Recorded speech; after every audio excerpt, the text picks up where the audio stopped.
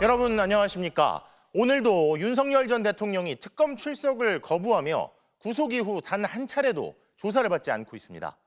늘상 법치를 입에 올렸던 검사 출신의 전직 대통령이 이번에도 직접 법 집행을 거부해도 되고 이런 식으로 행동하면 피해갈 수도 있다는 걸 보여주고 있는 셈인데요. 특검이 계속 강제 구인을 시도하고 있고 법적인 근거도 분명하지만 오히려 교정당국 내부에서 우려하고 주저한다는 분위기마저 전해집니다. 첫 소식 구나연 기자가 보도합니다. 내란 특검이 교정당국에 윤석열 전 대통령을 조사실로 데려와달라고 한 시각은 오후 2시까지였습니다. 하지만 윤 전 대통령은 오늘도 서울구치소의 구인 절차에 응하지 않았습니다. 두 차례에 걸친 강제 구인 시도가 무산된 겁니다. 윤 전 대통령 측은 어제까지만 해도 직간접적으로 불출석 의사를 밝혔지만 오늘은 아예 특검의 출석 요구에 아무런 의사조차 표시하지 않은 것으로 파악됐습니다. 특검에 문서 또는 구두 등 조사와 관련하여 어떠한 의사도 표시하지 않았습니다. 이에 특검은 피의자 윤석열이 조사 자체를 거부하는 것으로 평가하고 있습니다. 특검은 인치 지휘를 이행하지 않은 서울구치소 교정공무원을 상대로 구체적인 경위를 조사하기도 했습니다. 교정당국을 압박하기 위한 조치로 보이는데 구치소 내부에서는 전직 대통령 신분의 피의자에게 물리력을 행사했다가 이른바 법기술에 능통한 윤 전 대통령 측에 고발을 당할 수 있다는 분위기가 있는 것으로 전해졌습니다. 박지영 특검보는 형사사법 시스템상 진술을 거부하더라도 조사는 이뤄져야 한다고 지적하면서 조사 거부는 피의자에게 불리하게 작용할 수 있다고 경고했습니다. 이어 피의자는 검찰총장을 역임한 전 대통령이고 형사사법 체계의 기준이 되어야 할 사람이라며 이 같은 대응 방식은 고스란히 일반에도 전파된다고 우려를 나타냈습니다. 윤 전 대통령 측은 특검 대신 언론에 입장문을 배포했습니다. 대면 조사가 목적이라면 그 장소가 본질적이지 않다며 전직 대통령을 공개적으로 망신 주려는 행태라는 내용이었습니다. 특검은 추가 출석 통지는 아직 하지 않았다며 출석을 다시 요구할지, 강제 구인을 지휘할지 다양한 방안을 심도 있게 검토할 것이라고 밝혔습니다. MBC 뉴스 구나연입니다. 구속된 피의자가 조사를 계속 거부해서 특검이 강제 구인을 시도하는 건데도 윤 전 대통령 측은 전직 대통령에 대한 망신주기라고 주장하고 있습니다. 그러면서 또 한편으로는 윤 전 대통령은 이제 일반 국민의 한 사람이 됐다면서 특검이 압박을 멈춰야 한다고 요구하는데요. 필요하고 유리한 것만 갖다 붙이는 윤 전 대통령 측의 입장을 이준범 기자가 따져봤습니다. 처음엔 지병 같은 건강 문제와 구치소 내부 더위 같은 처우 문제를 들었습니다. 하지만 오늘은 형식과 절차 문제를 들고 나왔습니다. 전직 대통령 조사를 위해 수사기관이 구치소를 방문한 사례가 있다고 하면서 특검이 망신주기를 하고 있다고 주장한 겁니다. 가장 최근의 전직 대통령 방문 조사는 바로 윤석열 전 대통령 본인이 서울중앙지검장이던 시절에 이루어졌습니다. 박근혜 전 대통령은 구속 직후엔 구치소 안에서 조사를 받기도 했지만 2017년 12월 추가 혐의가 포착됐을 땐 구치소로 찾아온 수사팀을 돌려보냈습니다. 2018년 3월 구속됐던 이명박 전 대통령은 당시 검찰의 3차례 방문 조사를 모두 거부했습니다.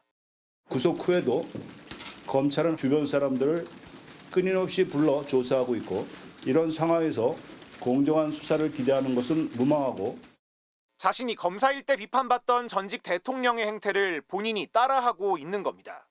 더구나 윤 전 대통령 측은 방문 조사에 응할 것인지도 명확히 밝히지는 않았습니다. 이미 윤 전 대통령은 지난 1월 첫 번째 구속 당시 공수처의 방문 조사를 거부한 적이 있습니다. 윤 전 대통령 측은 윤 전 대통령이 이제 일반 국민의 한 사람이 됐다고 규정하며 부당한 겁박을 멈추라고도 요구했습니다. 하지만 윤 전 대통령은 일반 재소자와 다른 대우를 받고 있습니다. 교정당국은 전직 대통령인 점을 고려할 때 강제적 물리력을 동원하기는 어려웠다는 점을 강제 구인 실패 사유로 설명했습니다. 특검은 방문 조사가 오히려 특혜가 될 수 있다며 윤 전 대통령이 계속 출석에 불응하면 구속 기간을 연장하지 않고 곧바로 기소를 하는 방안도 검토하고 있습니다. MBC 뉴스 이준범입니다. 12.3 내란 직전 군이 최소 3차례에 걸쳐 무인기 7대를 북한에 침투시켰다는 사실이 뒤늦게 드러났는데요. 그런데 무인기를 보낸 부대가 관련 데이터를 없애려 시도하고 당시 간부들을 다른 부대로 보내는 등 증거인멸 정황까지 추가로 공개됐습니다. 장슬기 기자가 보도합니다. 지난해 10월 국방부 국정감사, 김민석 의원의 계엄 가능성 질문에 이른바 충암파의 맏형격인 김용현 당시 국방부 장관은 조롱에 가까운 답변을 내놨습니다. 계엄은 가능하지도 않고 본인의 의지도 없다 이렇게 얘기했죠? 지금도 마찬가지죠? 답변하세요. 네, 흐리멍텅한 사람한테는 흐리멍텅한 사람만 보이는 겁니다. 바로 그날 밤 우리 군은 북한 주요 기관이 모여있는 15호 관저로 무인기 넉 대를 보냈고 10월 3일, 11월 13일까지 작전은 3차례 이뤄졌습니다. 그런데 무인기를 보낸 부대가 내란 직후인 지난 1월 중대 이름을 정찰중대에서 1중대로 돌연 바꾼 것으로 드러났습니다. 드론 사령부의 지시였다는데 증거인멸 의도가 있었던 것 아니냐는 지적이 나왔습니다. 중대 명칭을 이렇게 바꾸는 사례는 제가 39년 동안 군생활을 하면서도 못 봤어요. 은폐면서도 수사 훈련을 주려고 한 거죠.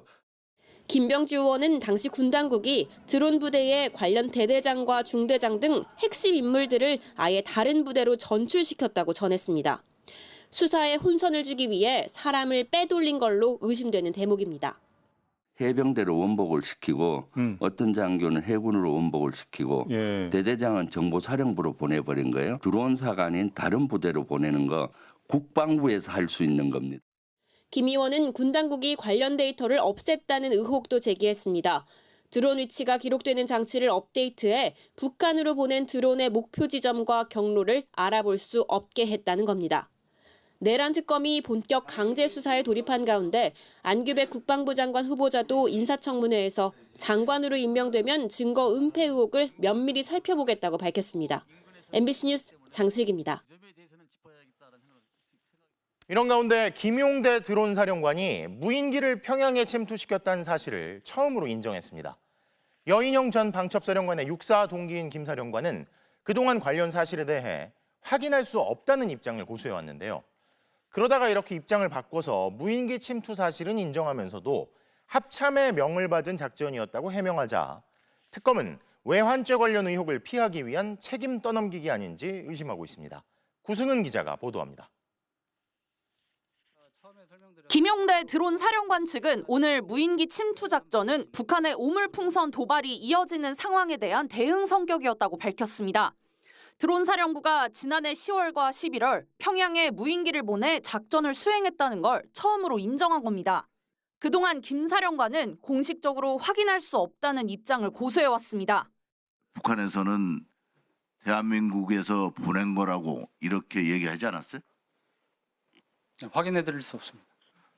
아니 그럼 보냈다는 거예요? 확인해드릴 수 없습니다. 그러면서 해당 작전이 합동참모의장의 명을 받는다는 드론 작전 사령부령에 따라 규정대로 진행된 작전이었다고 김 사령관 측은 해명했습니다. 또 직접 대통령의 지시를 받은 사실이 없다며 계엄령 선포 또한 뉴스를 보고 알았다고 덧붙였습니다. 윤 전 대통령 측 역시 특검 조사에서 무인기를 보내는 것까지 대통령에게 보고하지 않는다, 보고받지 못했다라고 진술했다고 밝혔습니다. 김 사령관이나 윤 전 대통령 둘 다 사실상 합참 쪽에 책임을 미루고 있는 겁니다. 하지만 합참 측은 북한의 도발을 유도한 적이 없다고 의혹을 부인해왔습니다. 군은 그렇게 준비하거나 계획하거나 절대 없다고 제 직을 걸고 말씀드립니다. 앞서 무인기를 북한에 침투시키기 직전에야 드론 사령부가 이승호 합참 작전 본부장 측에 전화를 했다는 의혹이 드러나기도 했습니다. 이 때문에 특검은 윤 전 대통령이 합참을 건너뛰고 드론사에 무인기 침투를 지시했고 드론사는 형식적으로 합참에 보고를 한 것으로 의심하고 있습니다. 어제 김용대 드론 작전 사령관의 자택과 관사, 사령관실과 군 비화폰 서버 보관실을 압수수색한 내란 특검은 모레 김 사령관을 피의자 신분으로 불러 조사할 예정입니다. 압수수색 영장엔 김 사령관이 윤 전 대통령, 김용현 전 국방장관과 공모해 무인기 침투 작전을 펼쳐 국가안보에 위험을 초래하고 국가 기밀이 적국에 유출됐다는 일반이적 혐의 등이 적시됐습니다. MBC 뉴스 구승은입니다.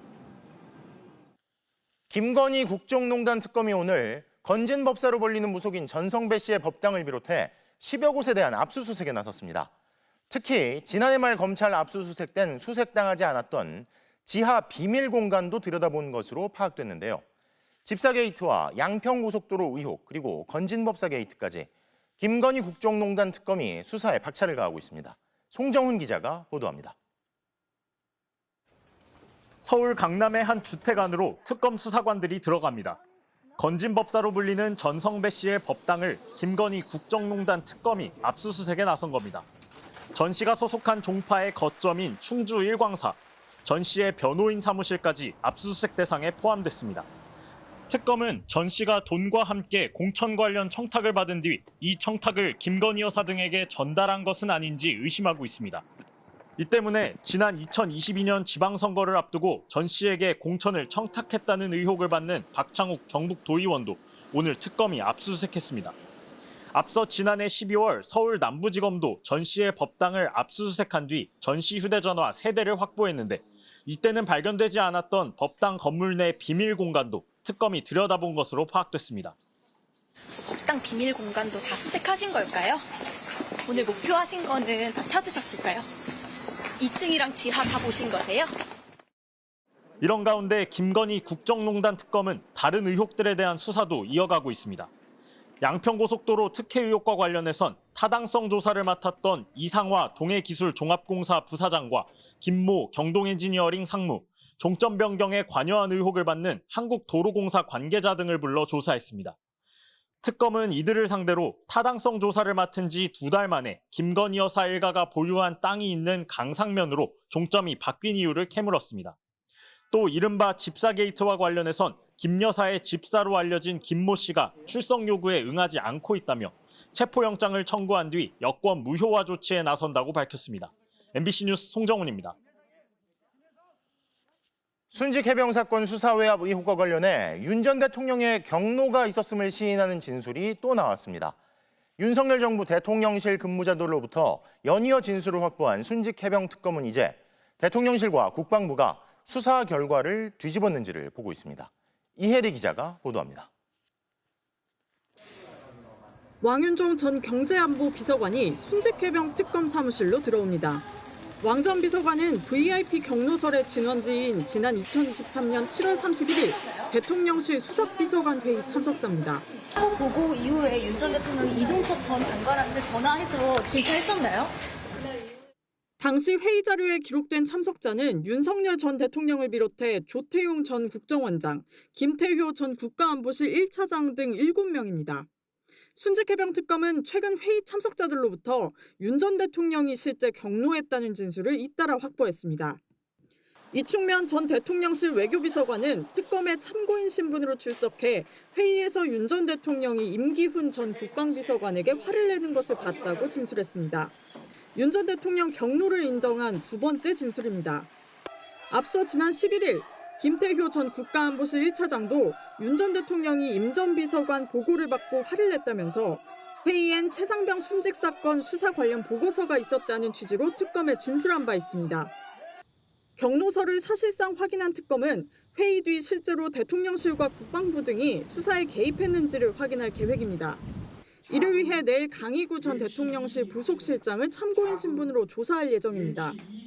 진술마다 등장하는 임기훈 전 국방비서관도 조만간 소환될 전망입니다. 회의 당일 임기훈 전 국가안보실 국방비서관과 여러 차례 통화한 사실이 알려진 바 있습니다. 이 최상병 사망 사건 직후부터 수사 개입 의혹 등 일련의 과정에서 대통령실의 개입 여부에 대하여 확인할 예정입니다. 특검은 외압의 정점인 윤 전 대통령으로부터 압수한 아이폰에 대해 대검찰청에 포렌식 작업을 의뢰했다고 밝혔습니다. 한편 특검의 항소 취하로 무죄가 확정된 박정훈 대령 측은 머지않아 모든 진실이 드러나고 책임자들은 그에 상응하는 법적 책임을 질 것이라며 두 번 다시 최혜병 같은 억울한 죽음이 없길 간절히 소망한다고 밝혔습니다. MBC 뉴스 이혜리입니다. 오늘 국회에서는 국방부와 국가보훈부, 중소벤처기업부와 환경부 장관 후보자에 대한 인사청문회가 열렸습니다.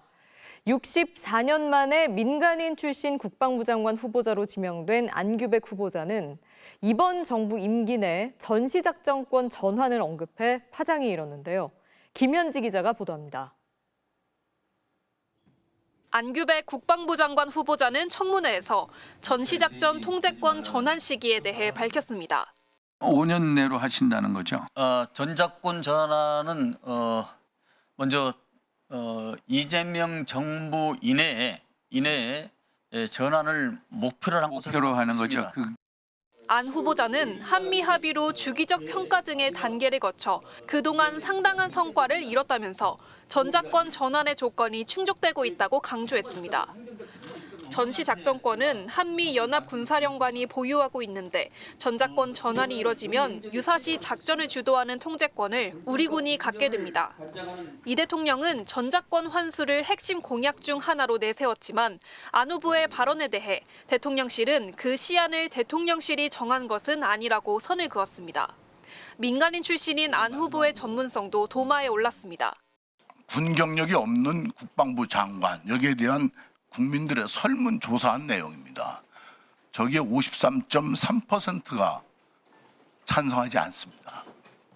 안 후보는 국회의원 5선 동안 국방위에서 활동했다고 강조하며 강감찬과 권율도 문관이었다고 반박했습니다. 보수 인사인 권오울 국가보훈부 장관 후보자 청문회에서는 철새 정치인이라며 국민의힘이 날선 비판에 나섰습니다. 이재명 후보 지지 선언을 하고 전문성도 없는 보훈부 장관 시켜준다니까 얼른 지금 나서게 되셨죠. 꿀빠른 인생이다. 이런 비아냥도 나오는데 이것에 대해서 어떻게 생각하세요? 권 후보는 그렇게 볼 수 있다며 짧게 답했습니다. 여당 측은 백범 김구의 국적과 건국절 논란 등을 질문하며 역사관 검증에 주력했습니다. 백범 김구 선생의 국적은 어디라고 생각하십니까? 대한민국입니다. 대한민국의 시작점이 어디라고 생각하십니까?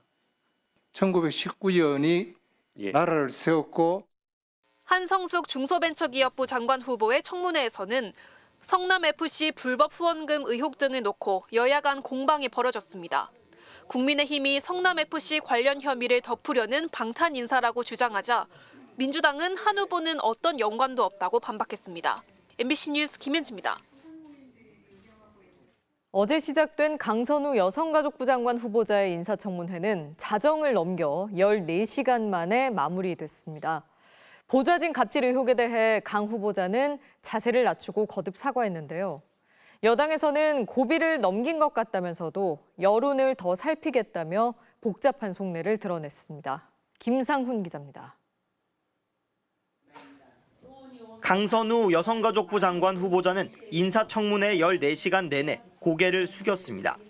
음식물 쓰레기를 보좌진에게 버리도록 했다는 의혹엔 단지 먹던 음식을 차에 두고 갔다며 지시는 아니었다는 취지로 해명했지만 전날 밤에 먹던 것을 차에 남겨놓고 그 채로 내린 것은 저의 잘못이라고 생각을 합니다. 이후 보좌진에게 직접 쓰레기를 버리라고 지시했던 메시지가 언론에 보도되자 다시 말을 바꿨습니다. 제 기억이 미처 설명을 드리지 못한 점이 있다면 그 또한 제가 사과드려야 할 부분이라고 생각을 합니다. 이에 대해 국민의힘은 강 후보자가 청문회에서 거짓 해명을 했다며 위증이라고 압박했고 하늘로 손바닥 가리지 말고 솔직하게 인정하시고 위증했으면 후보자 사퇴하십시오. 사퇴하겠습니까? 조국 혁신당에서도 아쉽다는 지적이 나왔습니다. 처음부터 솔직히 얘기를 하고 사과를 하면 좋았을 텐데.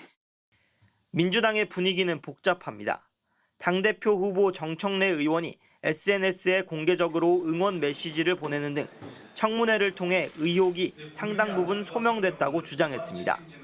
그러나 민주당 보좌진협의회가 원내대표를 직접 만나 착잡한 심경을 토로했고 일부 의원들도 최악은 막았지만 갑질 의혹이 완벽히 정리되지 않았다며 복잡한 속내를 드러내기도 했습니다.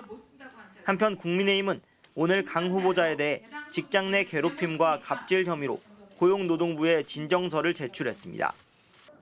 대통령실이 강 후보자의 소명을 주의 깊게 검토한다고 밝힌 가운데 민주당 역시 치명적인 낙마 사유는 없다면서도 여론의 추이를 살피겠다는 입장입니다. MBC 뉴스 김상훈입니다. 국민의힘 현직 의원들이 극우 성향 유튜버를 초대한 행사에서 윤석열 전 대통령과 부정선거론을 공개적으로 옹호했습니다. 탄핵의 바다를 건너자는 국민의힘 혁신위원회와 달리 실제 국민의힘은 반대의 길을 가는 모습입니다. 김세영 기자가 보도합니다. 국민의힘 장동혁 의원이 보수 유튜버와 함께 주최한 토론회 신우파에게 대통령 탄핵에 찬성한 의원들을 정치적 전응하라고 비난한 심규진 교수, 극우 성향 한국사 강사 전한길 씨 등이 참석했습니다. 차기 당대표 선거 출마설이 도는 장 의원은 당내 인적 쇄신론을 겨냥한 듯 동지애를 강조했습니다.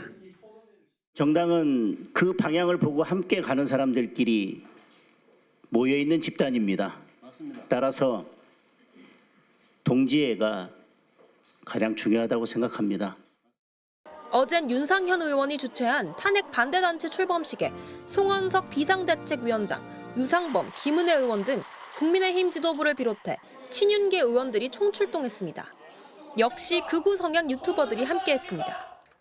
윤석열 대통령께서는 이 더위에 에어컨 없는 곳에서 지금도 구치소에 갇혀 계십니다. 국민의힘은 소속 의원 행사에 지도부가 가는 게 원칙이라고 해명했지만 비판이 터져나왔습니다. 한동훈 전 국민의힘 대표는 윤어게인, 부정선거 음모론이 합리적 보수를 지향하는 국민의힘 정신에 맞다고 생각하는지 묻고 싶다고 직격했고, 김성태 전 의원도 이렇게는 혁신이 불가능하다고 지적했습니다. 여전히 윤석열 chấp 영향력에 있는 그 세력들이 당을 지배하고 있고 그들이 말하는 핵심 어떻게 우리 국민들이 수용할 수 있겠느냐. 여기에 친한계와 친윤계 사이 계파 갈등은 법적 소송으로 번지며 막장을 치닫고 있습니다. 친한계 김종혁 전 최고위원이 지난 대선 당시 당 지도부가 한덕수 국무총리를 지원하기 위해 당비 160억 원을 날렸다는 소문이 사실이냐고 공개 질의하자 권영세 전 비대위원장이 고발하겠다고 응수했습니다. 이제는 탄핵의 바다를 건너자는 일각의 목소리도 있지만 국민의힘 주류 세력이 이른바 윤어게인 행보를 이어가며 혁신의 길은 멀어지는 모습입니다. MBC 뉴스 김세영입니다. 부정선거 음모론을 주장하며 입국한 한국계 미국인 교수 소식 어제 전해드렸죠. 오늘은 한 강연회에 연사로 참석하려 했는데 행사 자체가 취소됐습니다. 대신 극우 성향 유튜브 방송에 나와 황당한 주장들을 늘어놨는데 증거가 뭐냐는 말엔 제대로 된 답도 하지 못했습니다. 이동경 기자입니다. 윤석열 전 대통령 지지자들의 환영 속에 입국한 부정선거론자 모스탄 미국 리버티대 교수. 오늘은 한 극우 성향 유튜브 방송의 모습을 드러냈습니다. 대한민국을 구원하는 하나님 계시를 받고 입국했다는 탄 교수. 그의 입에선 등장인물이 김문수로 바뀐 캐캐묵은 부정선거론이 반복됐습니다. 어떤 속 내용은 선관위에서 감추고 있죠. 그 증거들이 우리가 자신 있게 김문수가 이겼다라고 얘기를 할 수가 있는 거죠.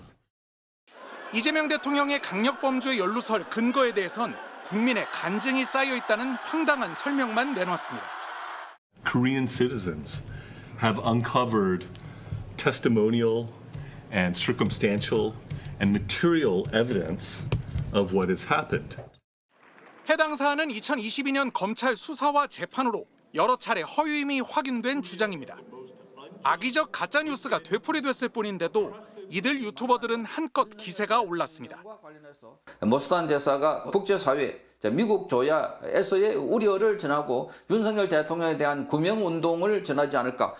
미국 정부는 좌시하지 않을 것이다. 대한민국의 민주주의 회복을 위해서 나설 것이다.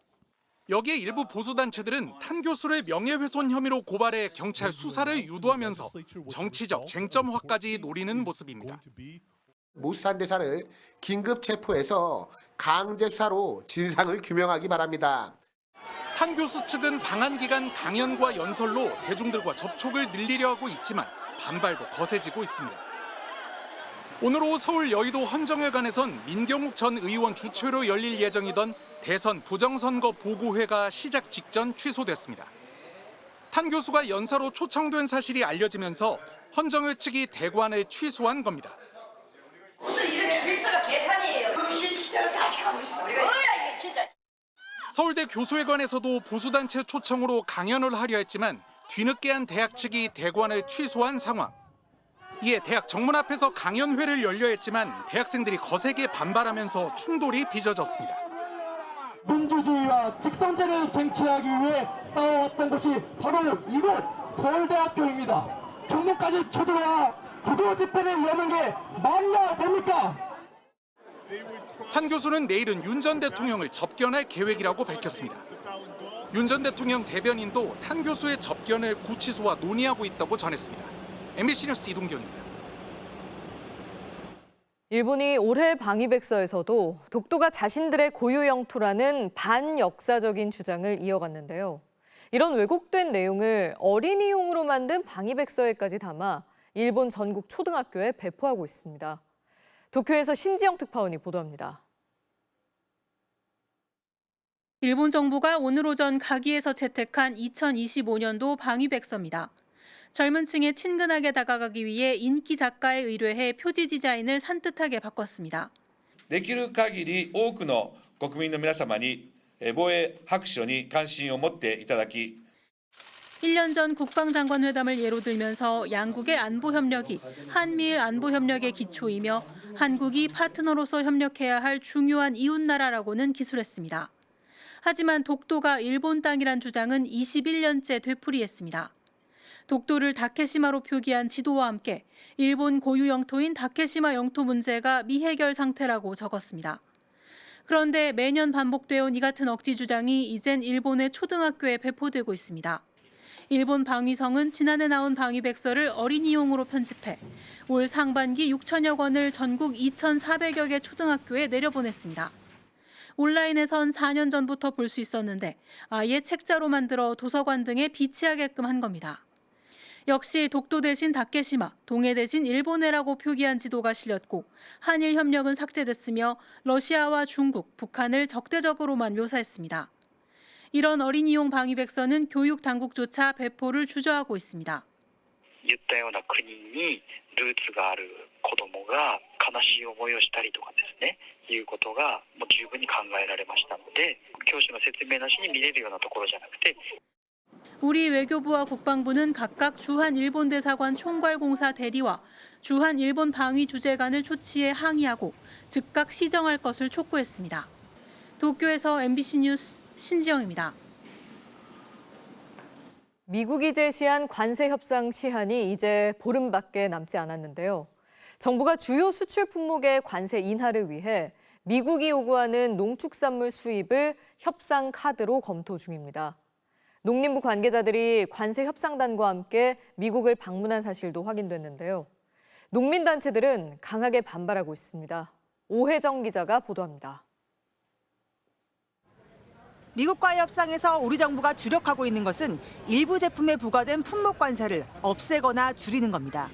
이미 철강 알루미늄의 50%, 자동차에는 25%가 부과됐고 반도체도 곧 발표될 예정입니다. 이들 품목이 우리 수출에서 차지하는 비중은 40%. 협상이 실패한다면 우리 경제에 큰 타격이 불가피합니다.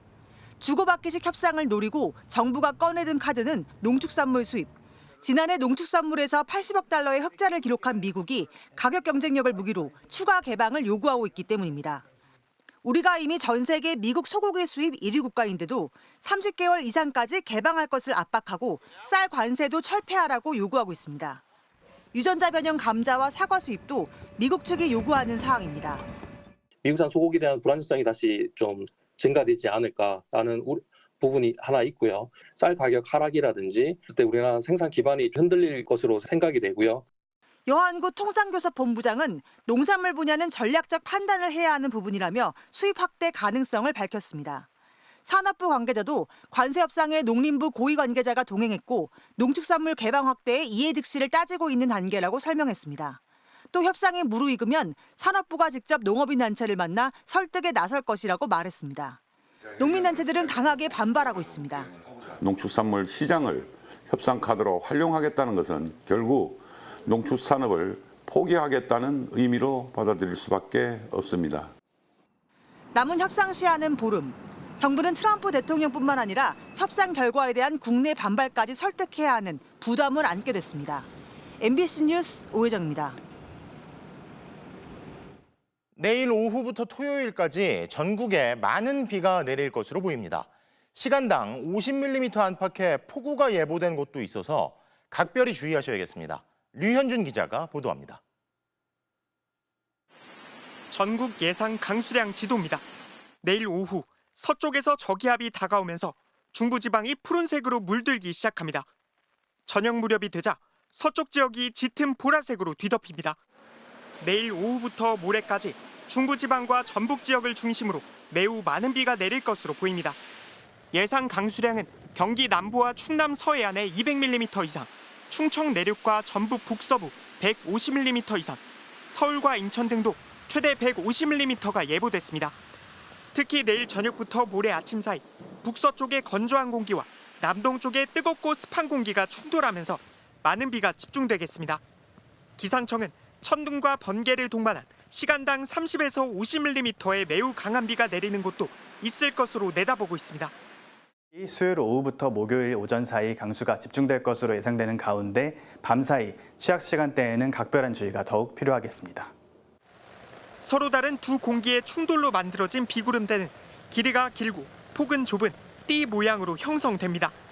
이 때문에 한 지역에서도 어떤 곳은 폭우가 내릴 때 다른 곳은 약한 비만 올 정도로 편차가 클 수 있습니다. 또 정체전선상에서 발달한 중규모 저기압의 위치에 따라 예보된 지역 외에도 국지적으로 폭우가 쏟아질 가능성이 있습니다. 안 그래도 전선이 있어서 비가 잘 내릴 수 있는 조건인데 국지적으로 수증기 수성이 강화되면서 더 강한 호우가 내릴 가능성이 높습니다. 모레 낮 이후에도 성질이 다른 공기의 충돌이 이어지면서 전국 대부분 지역에 비가 이어질 전망입니다. 기상청은 이번 비는 토요일까지 계속되겠고 일요일부터는 북태평양 고기압의 세력이 확장되면서 다시 폭염이 시작될 걸로 보고 있습니다. MBC 뉴스 류현준입니다. 폭염에 이어 이번 주에 연일 비가 예고된 가운데 농산물 가격이 비상입니다. 이상기후에 농산물 가격이 폭등할 조짐이 보이자 정부도 대응에 나섰습니다. 김민형 기자의 보도입니다. 서울의 한 대형마트. 매대 앞에 선 주부가 배추를 들었다 놨다 한참을 망설입니다. 요새 배추뿐이 아니고 야채나 과일 다 비싸요. 주부가 어쩔 수 없이 사지. 꼭 필요한 것만. 요새 비 오고 폭염되면서 더 많이 비싸졌죠. 비가 지금 계속 오늘도 왔잖아요. 그래서 야채가 더욱더 비싸질 것 같아서 앞으로는 뭘 먹어야 될지 장 보기가 참 두렵습니다, 요즘에는. 지난 7월 4일 배추 한 포기 가격은 3,381원. 오늘은 4,569원으로 열흘 만에 35%나 올랐습니다. 고랭지에서 재배되는 여름 배추가 올여름 이른 폭염에 잘 자라지 못한 데다 이번 주 내내 비가 예보되면서 병충해 피해까지 우려돼 앞으로 물량 수급에도 비상이 걸렸습니다. 여름철 인기 많은 수박도 한 통에 3만 원을 넘었습니다. 지난 4일 23,763원에서 6천 원 넘게 올랐습니다. 7월에 수박 한 통이 3만 원을 넘은 건 처음 있는 일입니다. 나고 나면 자꾸 올라가지 내려가진 않지요. 수박이 이래 날씨가 뜨거우면은 그래 양이 없어서. 복날을 앞두고 수요가 많은 닭 가격도 들썩이고 있습니다. 삼계탕용으로 가장 많이 쓰이는 550g에서 600g 생닭은 3,680원으로 보름 전 2,880원에 비해 30% 가까이 올랐습니다. 엄청 많이 올랐어요, 지금. 너무 올라서 장사도 못 해먹어. 하루가 멀다 하고 쏟아지는 장바구니 물가 걱정에 정부는 올해부터 3주간 최대 40%까지 농축산물 할인을 지원하기로 했습니다. 전통시장에선 최대 2만 원까지 온누리 상품권 환급도 지원합니다. 배추 수급 불안에 대비해서는 비축 배추를 하루 100톤에서 최대 250톤까지 풀고 수입산 닭 분량을 확보해 가격 안정화에 나서기로 했습니다. 정부는 농산물 작황이 회복되면 이달 하순부터는 가격이 안정될 것으로 기대하고 있습니다. MBC 뉴스 김민영입니다. 다음 주 민생회복 소비 쿠폰 지급을 앞두고 각종 안내 메시지를 받고 계실 텐데요. 그런데 안내 문자인 것처럼 속이는 사기가 기승을 부릴 것으로 예상돼 주의하셔야겠습니다. 특히 메시지에 인터넷 주소가 포함되어 있으면 의심부터 해야 합니다. 고재민 기자가 보도합니다. 긴급 재난자금 상품권이 도착했다. 코로나 지원금 지급 당시 기승을 부린 문자입니다. 인터넷 주소를 누르면 악성 코드가 깔려 스마트폰이 해킹됩니다. 정부가 민생회복 소비 쿠폰 신청을 앞두고 문자 사기 주의보를 내렸습니다. 이런 문자를 받으면 인터넷 주소를 안 누르는 게 상책입니다. 공식 안내 메시지에는 URL이 포함되어 있지 않습니다. 따라서 URL이 포함되면 피싱이라고 당연히 이제 의심을 해야 되고요. 소비 쿠폰은 다음 주 월요일부터 생년월일에 따라 차례로 신청해 15만 원에서부터 최대 55만 원까지 받을 수 있습니다. 신생아도 받을 수 있습니다. 단 1차 지급 기한인 9월 12일까지 출생 신고를 마쳐야 지급 대상이 됩니다. 미성년자는 세대주가 대신 신청해야 하고 고령자나 장애인의 경우 관할 주민센터에 전화하면 방문 서비스를 받을 수 있습니다. 의무 복무 중인 군인도 나라 사랑 카드로 받는 경우에 한해 PX 사용이 허용됩니다. 지역 경제를 살리자는 취지다 보니 쿠폰을 쓸 수 있는 곳은 제한됩니다. 전국 매장이 모두 직영인 스타벅스에서는 아예 안 되고 프랜차이즈라고 하더라도 가맹점주가 운영하는 치킨집이나 빵집은 됩니다. 배달의 민족이나 쿠팡이츠 같은 배달앱 결제는 불가능하지만 배달기사가 식당 신용카드 단말기를 들고 온다면 가능합니다. 키오스크나 테이블 주문도 결제 대행사 시스템을 거쳐야 해 이용이 제한되지만 마찬가지로 방법이 있습니다.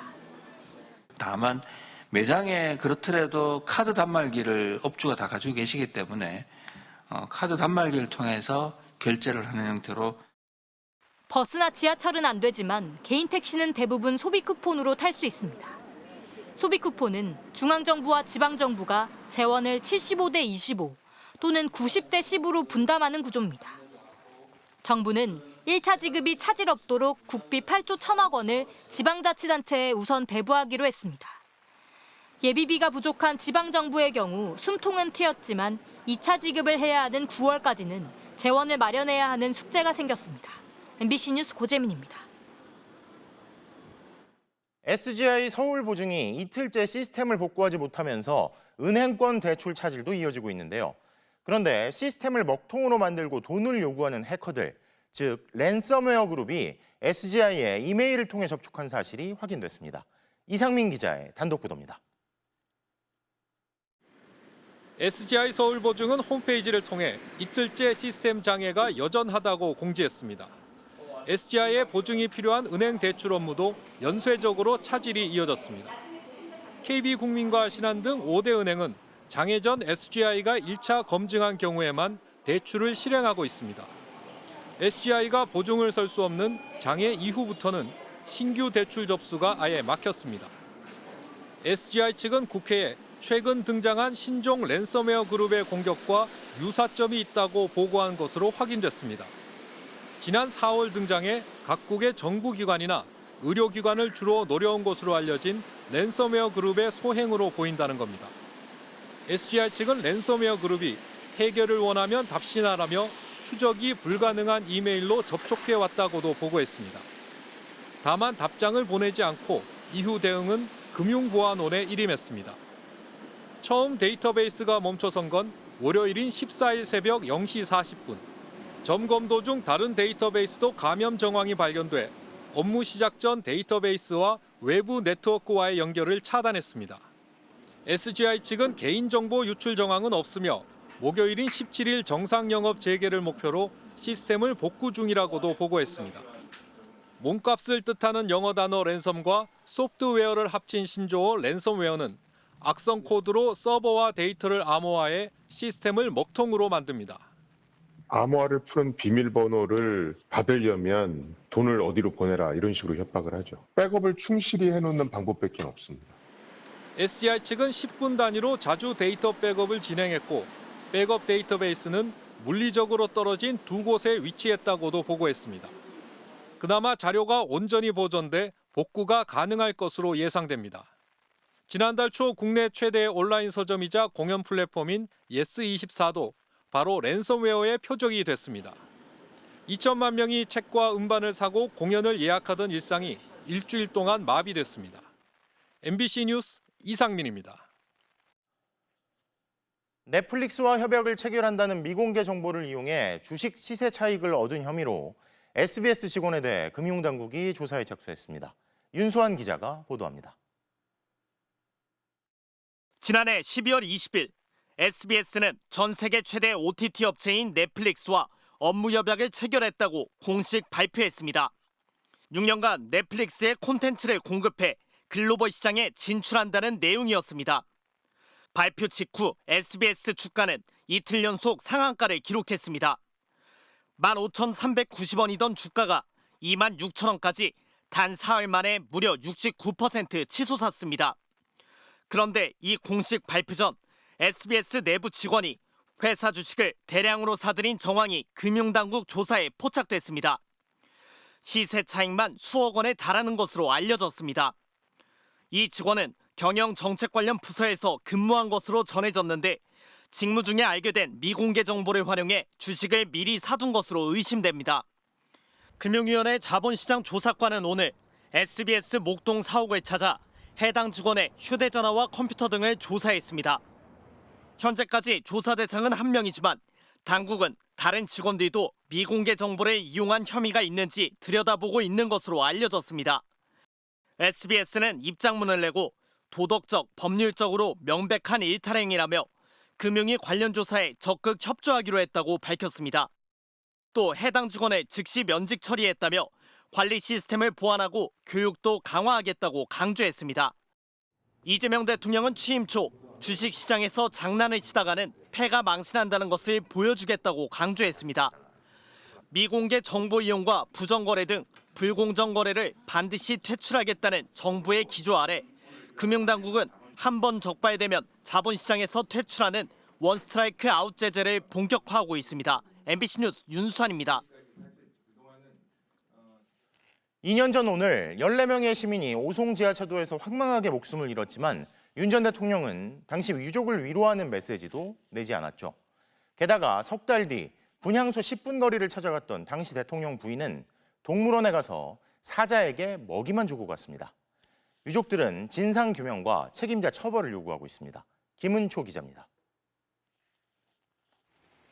작업자 6명이 제방을 쌓고 50분 뒤 범람한 강물이 지하차도를 덮쳤고 14명이 숨지고 16명이 다치는 참사가 발생했습니다. 당시 중장비를 투입했으면 제방은 쉽게 무너지지 않았을 거고 침수 전 30분이란 시간이 있었지만 아무도 쳐다보지 않았습니다. 상황실은 청주시 당직실에 전달했지만 청주시는 해당 사실을 충북도청에 전달하지도 않고 결국 아무런 대응 조치도 없었습니다. 충청북도 청주시뿐 아니라 정부까지 모두의 책임이었지만 유족들에겐 외면과 무시의 시간이 찾아왔습니다. 윤석열 전 대통령은 오송을 찾지도 않았고 공식 메시지는커녕 유족에 대해 그 흔한 위로조차 없었습니다. 유족을 더 힘들게 한 건 김건희 여사도 마찬가지였습니다. 참사 석 달 뒤 청주 동물원을 찾아 사자에게 먹이만 주고 갔습니다. 불과 10분 거리에 오송 참사 분향소가 있었습니다. 사람의 목숨이 정말 동물보다도 못한 목숨인가.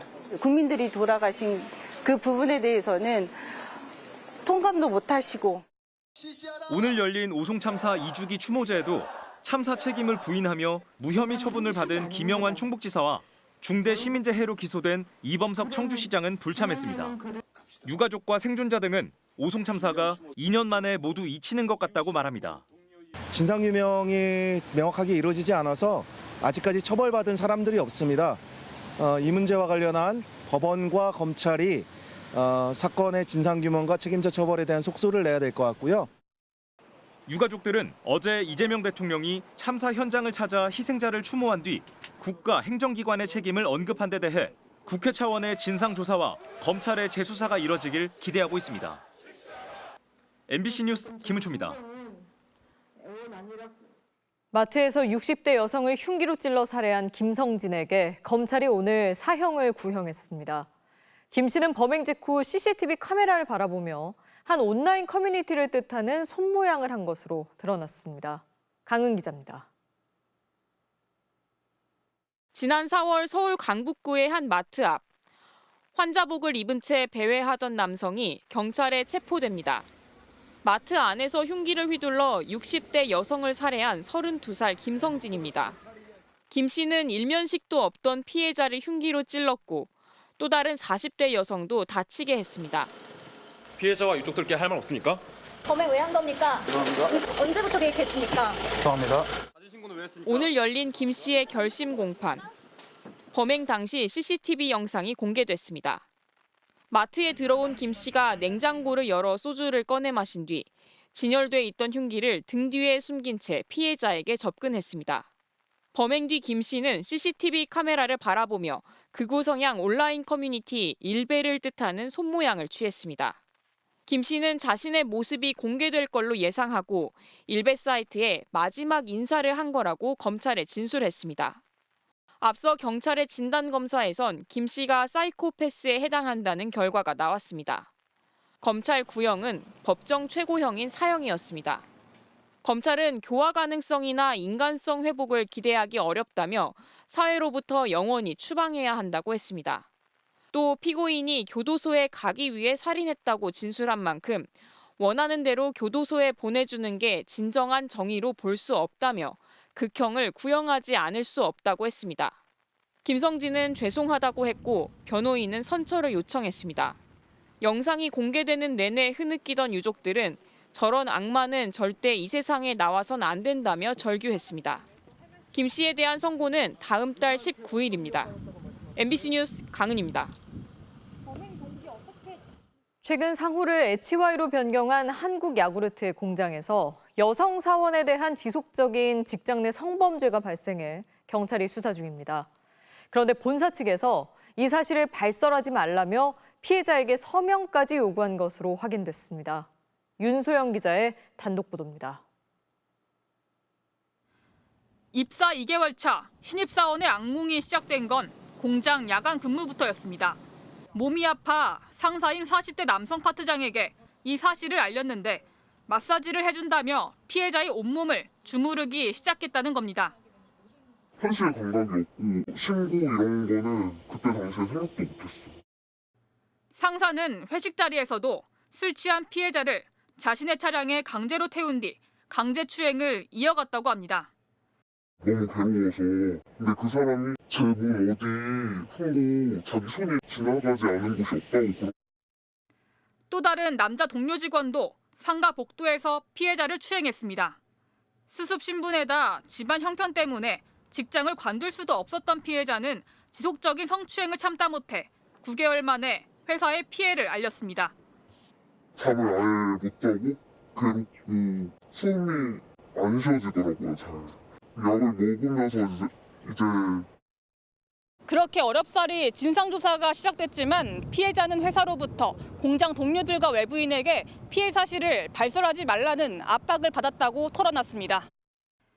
피해자 앞에 놓여진 건 한 장의 확인서. 면담한 내용을 사내 구성원, 외부인에게 절대 알리지 말라는 내용에 서명할 것을 요구했습니다. 특히 조사 담당자는 회사 조사가 끝날 때까지 경찰 신고도 하지 말 것을 종용했다고 합니다. 발설하지도 말라는 그런 확인서를 받아가니까 저는 더 압박감이 더 생기더라고요. 제가 죄인 같았어요.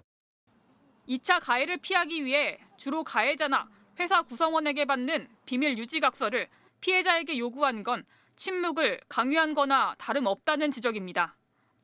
공론화해서 문제를 해결하든 아니면 뭐 외부에 뭐 신고를 하든 뭘 하든 피해자의 몫이기 때문에 이걸 뭐 사실 회사가 강제할 수는 또 당연히 없는 거죠. 결국 피해자는 뒤늦게 경찰에 신고했고 상사는 징계 없이 자진 퇴사, 남자 동료 직원은 감봉과 함께 다른 공장으로 전보됐습니다. HY 측은 피해 사실을 외부에 알리지 말라고 한 데 대해 2차 피해를 막고 회사 질서를 유지하기 위한 목적이었다고 답했습니다. MBC 뉴스 윤소영입니다. 외국인들이 묵었던 제주의 한 민박집에 속도 위반 과태료 통지서가 쏟아졌습니다. 렌터카를 빌린 외국인 숙박객 앞으로 부과된 건데 출국해버리면 징수할 방법도 없다는데요. 이따금 기자가 취재했습니다. 제주의 한 민박집에 최근 과태료 통지서 8통이 한꺼번에 날아들었습니다. 신호 위반에다 어린이 보호구역 속도 위반까지 과태료 부과액만 20만 원이 넘습니다. 그런데 통지서의 이름이 영어 이름, 최근 묵었던 외국인 숙박객이었습니다. 하지만 이들은 이미 퇴실해 국내를 떠난 상황.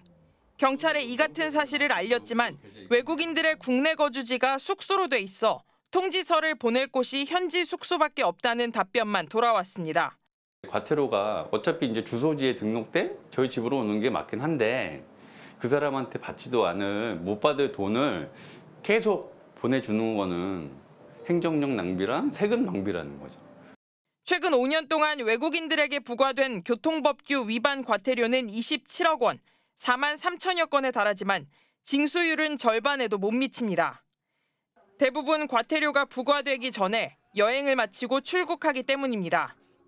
문제는 도로교통법. 영국과 캐나다, 일본 등 해외에서는 렌터카 회사에서 고객 신용카드 정보를 미리 받아 과태료 금액을 결제하는데 우리는 렌터카 업체 보호와 외국인 인권 보호 등을 이유로 이를 허용하지 않기 때문입니다. 해외에서 지금 운영 중인 신용카드 가승인 제도를 활용할 수 있고요. 또 하나는 지금 국내 숙박업계에서 운용 중인 보증금 제도를 활용하는 방안이 있는 것 같아요. 지난 21대 국회에서 관련법 개정안이 발의됐다가 폐기된 상황. 법안이 국회 문턱을 넘지 못하고 있는 사이 주인 없는 과태료 통지서가 쌓여가고 있습니다. MBC 뉴스 이따금입니다. 50대 노동자가 기계에 끼어 숨진 사고 직후 SPC가 자체 점검으로 26건의 미비 사항을 확인한 것으로 알려졌습니다. 미리 조치했어야 했던 것 아니냐는 비판이 나오는데요. 경찰과 식약처는 사고 현장에서 발견된 윤활유에서 인체 유해 물질이 검출된 것과 관련해 합동 점검에 나섰습니다. 공태현 기자입니다. 오늘 오전 SPC 삼립 시화 공장. 경찰과 식품의약품안전처 관계자들이 공장 안으로 들어갑니다. 지난 5월 50대 여성 노동자가 숨진 사고 현장에서 발견된 윤활유에서 인체에 유해한 물질이 검출됐다는 국거수 검사 결과가 나오자 합동점검에 나선 겁니다. SPC 측은 국내 주요 식품업체들이 쓰는 식품용 윤활유만 쓰고 있고 빵에서는 유해 물질이 검출되지 않았다는 입장입니다. 어떤 거 점검했는지 한 말씀 해주세요. 사망사고 직후 SPC그룹이 뒤늦게 자체 점검에 나선 사실도 공개됐습니다. SPC는 사고 당일인 5월 19일부터 사흘간 전체 계열사 24개 생산 공장을 조사했습니다. 사고가 발생한 스파이럴 냉각 컨베이어와 유사한 기계 47대를 들여다본 뒤 26건의 안전 미비 사항을 확인했습니다. 설비 출입구가 잠겨있지 않은 사례만 9건이었습니다. 기계 점검 용도로 사용되는 출입구가 잠기지 않은 채 열려 있었고 폭 30cm로 노동자의 몸통 정도가 통과할 수 있는 점검부 통로에도 잠금 장치가 돼 있지 않았던 것으로 파악됐습니다. 설비를 점검하는 노동자가 말려 들어가거나 끼임 사고가 날 수 있는 위험성도 확인됐습니다. 끼임 등이 감지되면 작동을 멈추는 자동 방호 장치가 설치되지 않은 기계도 있었습니다. SPC는 점검 이후 자동 방호 장치를 보강하거나 비상정지 장치를 추가하고 출입 잠금 장치도 설치하는 등 안전 미비 사항 26건 모두에 대해 보완 조치를 마무리했다고 밝혔습니다. 사망 노동자가 윤활유를 뿌리던 일을 하다 컨베이어에 끼어 숨졌다는 점에서 사고 전 위험 여부를 미리 파악하고 조치를 취했다면 안타까운 사고를 막을 수 있었다는 비판이 나옵니다. 경찰 수사에는 속도가 붙을 전망입니다. 경찰은 업무상 과실치사 혐의로 입건된 시화공장 센터장 등 7명과 출석 일정 조율을 마무리했다며 조만간 피의자 조사를 시작할 계획이라고 밝혔습니다. MBC 뉴스 공태현입니다. AI 챗봇이 이용자의 동의 없이 대화 내용을 학습했다면 개발업체가 손해를 배상해야 한다는 법원 판결이 나왔습니다. AI 학습에 개인정보를 허락 없이 활용한 사례에 대한 첫 손해배상 판결입니다. 정한솔 기자입니다. 뭐 하고 있었어라고 질문을 올리자 영화 리뷰 보는데 재밌다는 답이 올라옵니다. 말투나 표현이 자연스럽지만 상대는 사람이 아닙니다. 스타트업인 스캐터랩이 2020년 개발한 인공지능 챗봇 이루다입니다. 하지만 정식 출시 3주 만에 서비스가 잠정 중단됐습니다. 개인정보 유출 논란이 불거졌기 때문입니다. 스캐터랩은 실제 연인들의 SNS 대화 94억 건을 학습시켜 이루다를 개발했습니다. 대화를 입력하면 심리를 분석해 애정도를 수치로 보여주는 스캐터랩의 또 다른 앱에서 학습 자료를 수집했습니다. 문제는 개인정보가 다른 AI 챗봇 학습에 쓰인다는 구체적인 고지나 설명이 없었다는 점입니다. 이름과 전화번호, 현관 비밀번호는 물론 연인들의 민감한 대화까지 챗봇 학습에 활용됐습니다. 지난 2021년 이용자 246명이 개인정보가 유출됐다며 소송을 제기했습니다. 1심 법원은 4년여 만에 개발업체가 이용자 동의 없이 대화를 활용해 개인정보보호법을 위반했다며 원고 일부 승소로 판결했습니다. 개인정보 유출이 입증된 26명에게 10만 원, 민감 정보가 유출된 23명에게 30만 원, 둘 다 유출된 44명에게는 40만 원의 위자료를 지급하라는 겁니다. AI의 중요성이 커지고 있는 만큼 윤리적 기준 역시 강화할 필요가 있다는 지적이 나옵니다. 어떤 원칙이나 기준이 아직 마련돼 있지 않은 상황이기 때문에 개인정보나 저작권 콘텐츠를 수집할 때는 반드시 사전에 명확한 고지를 하고 동의를 받고 수집을 해야 하겠고요. 스캐터랩 측은 당시 업계에서 활용되던 수준의 문구 등을 참고해 이용자에게 설명했지만 급변하는 기술 상황 속에서 엄격한 법적 기준으로 봤을 때 일부 미흡한 부분이 있었다고 했습니다. 그러면서 판결 취지는 존중하지만 법리적으로 면밀히 따질 부분이 있다며 항소했다고 밝혔습니다. MBC 뉴스 정한솔입니다.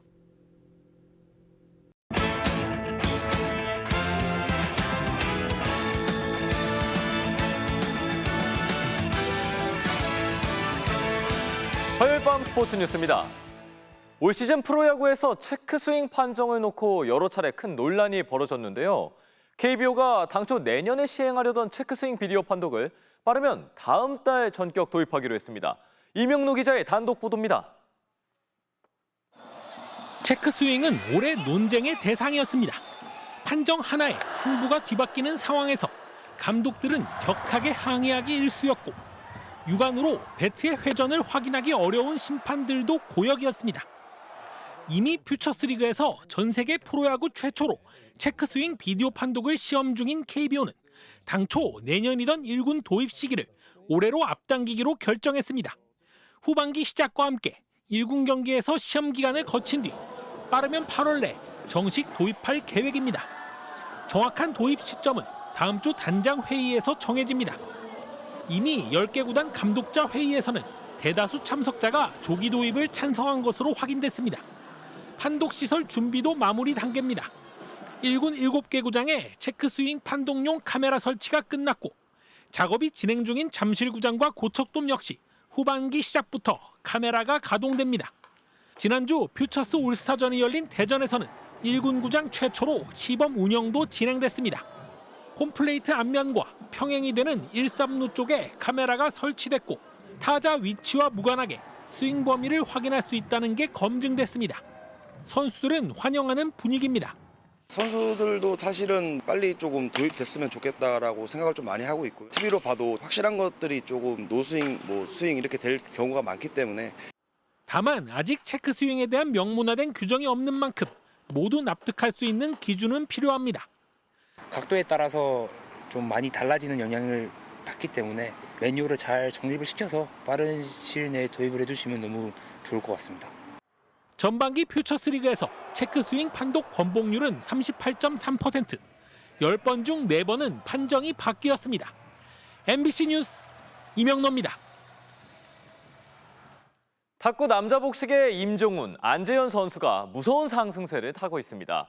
최근 미국 스매시 대회에서 깜짝 우승하며 어느새 세계 2위까지 올라섰는데요. 환상적인 호흡의 비결, 김태용 기자가 들어봤습니다. 임종훈의 백핸드 공격이 막히자 안재현이 쓰러지듯 공을 살려냅니다.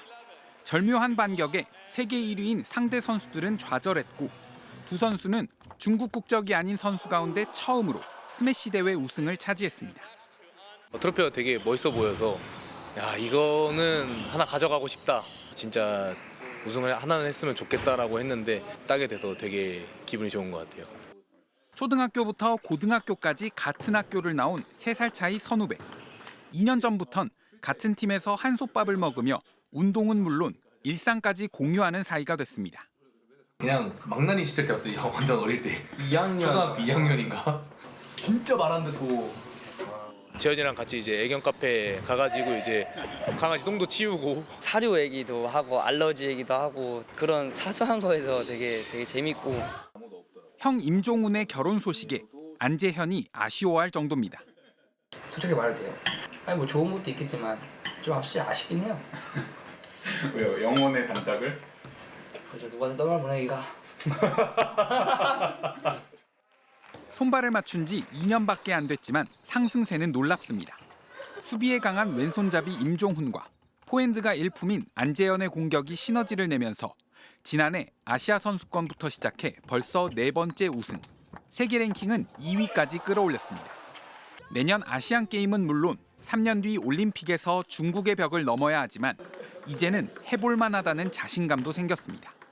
마음을 좀 비우면서 기회는 올 거라 생각하고 그때 기회가 오면 잡을 수 있도록 하겠습니다. 중선수랑 붙는다고 하더라도 솔직히 복식은 뭐 그렇게 무적까지는 아니어서 정말 금메달 한번 따보고 싶습니다. 네. MBC 뉴스 김태훈입니다. 대한체육회가 창립 105주년을 맞아 양궁 양창훈 감독 등 29명에게 공로패를 수여했는데요. 쇼트트랙 최민정과 높이뛰기 우상혁 선수는 코번트리 IOC 위원장과 화상문답 시간도 가졌네요. 화요일 밤 스포츠 뉴스였습니다.